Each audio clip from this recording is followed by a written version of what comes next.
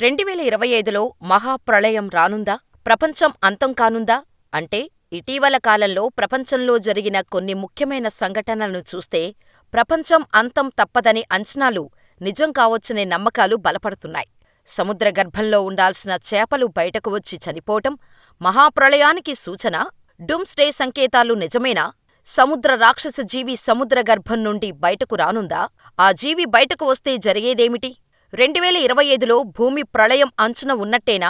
గత కొన్ని రోజులుగా వరుసగా సముద్రం నుంచి బయటకు వస్తున్న జీవుల రాకకు ప్రళయానికి సంబంధమేమిటి? లెవియాథన్ అనే సముద్ర సర్ప రాక్షసుడు బయటకు రానున్నాడా? అనే విషయాలను ఈ వీడియోలో తెలుసుకుందాం. ఈ భూప్రపంచం ఎప్పుడో ఒకసారి ఖచ్చితంగా అంతమవుతుందని ఖచ్చితంగా అందరూ నమ్ముతారు. ప్రముఖ జ్యోతిష్యుల ప్రిడిక్షన్, కొన్ని సైన్స్ థియరీలు, పురాణాలు, ఇతిహాసాలు చూస్తే ఇది నిజమేనేమో అనిపిస్తుంది.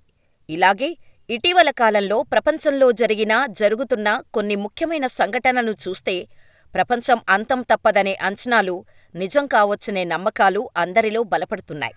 దీనికి తోడు ప్రళయానికి సంకేతంగా భావించే డూమ్స్డే అనే చేప వివిధ దేశాల్లో సముద్ర ఒడ్డుకు, సముద్ర ఉపరితలంపైకి రావడమే.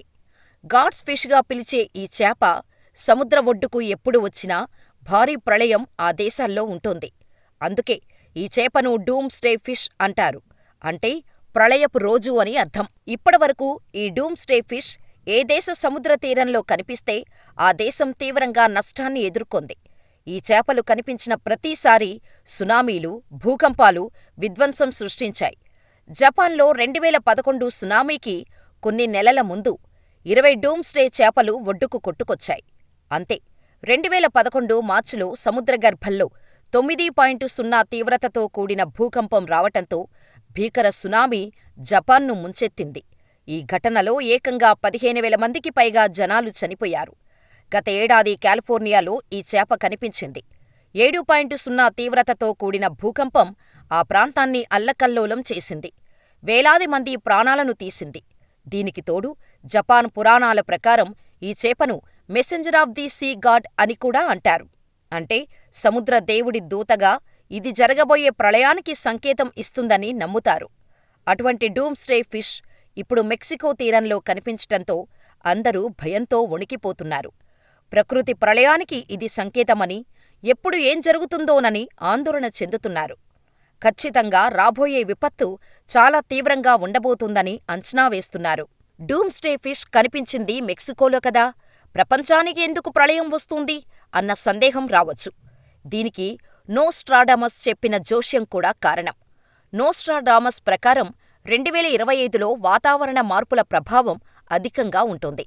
సముద్ర మట్టాలు పెరగటం, మంచు వేగంగా కరగటం, వాతావరణంలో వేగవంతమైన మార్పులు రావటం కారణంగా భూకంపం లేదా ఆకస్మిక భారీ వర్షపాతం మొదలైన ప్రకృతి వైపరీత్యాలను జనం చూస్తారని, 2025లో సంభవించే ప్రకృతి విపత్తుల గురించి నోస్ట్రాడామస్ చెప్పటంతో ప్రజలు 2025 ప్రళయం తప్పదని నమ్ముతున్నారు.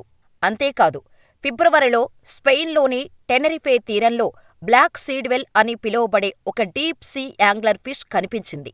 ఈ చేపలు 2000 నుండి 27,500 అడుగుల సముద్ర లోతులో జీవిస్తూ ఉంటాయి. అటువంటి చేపలు సముద్ర ఉపరితలంపైకి రావటం, అంతేకాదు ఆంధ్రప్రదేశ్లో కొన్ని తాబేళ్లు గత కొంతకాలంగా మృత్యువాత పడి సముద్ర తీరానికి కొట్టుకొస్తున్నాయి. అవి ఎందుకు అలా చనిపోతున్నాయి అనే కారణాలు మాత్రం ఎవరికీ అంతుచిక్కడం లేదు. అంతేకాదు, ఆస్ట్రేలియాలోని టాస్మానియా అనే బీచ్లో 157 ఫాల్స్ కిల్లర్ తిమింగలాలు ఒడ్డుకు కొట్టుకొచ్చాయి.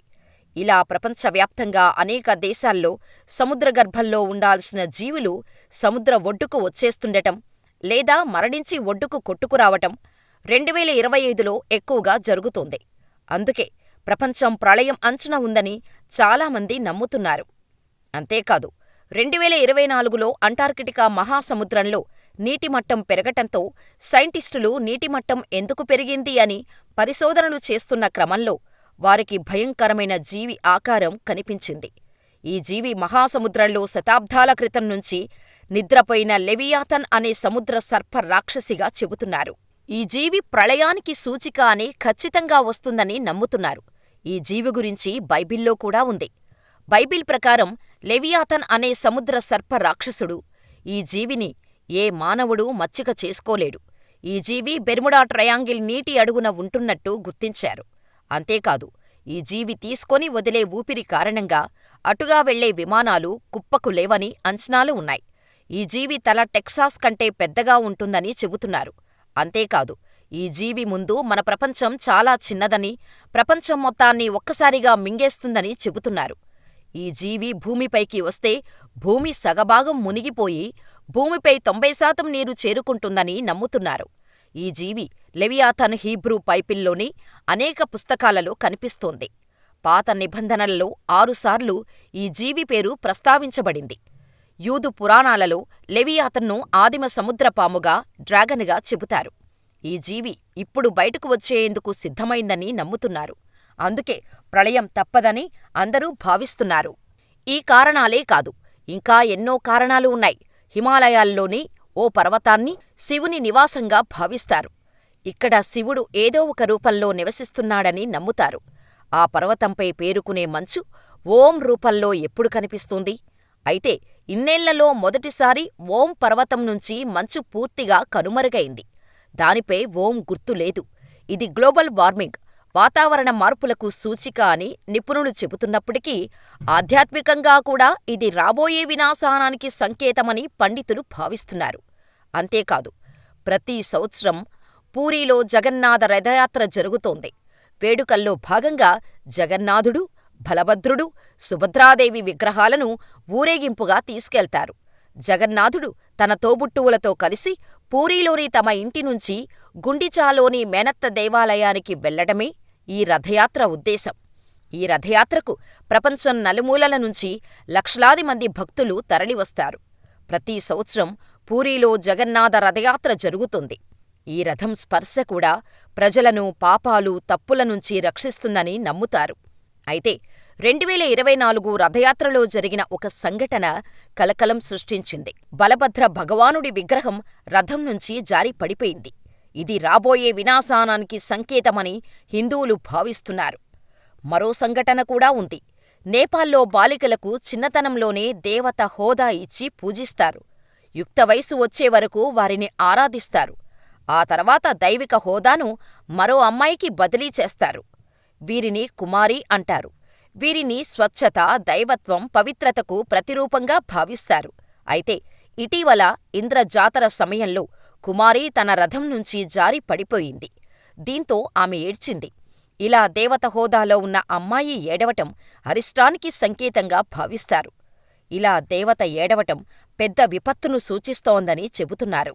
ఇలా ప్రపంచ దేశాల్లో అనేక చోట్ల ప్రకృతి వైపరీత్యాలు జరుగుతూనే ఉన్నాయి.